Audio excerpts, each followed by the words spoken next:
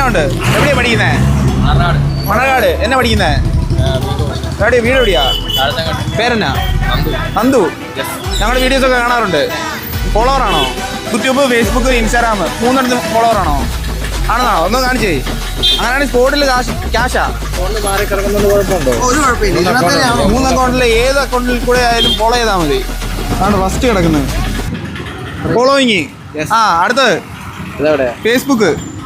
കൈയൊക്കെ ഉറക്കുന്നത് രണ്ടെണ്ണം അടിക്കാതെ തന്നെയാണോ? കള്ളുകുടിയുണ്ടോ? കള്ളൊന്നും കുടിക്കരുത് കേട്ടല്ലോ.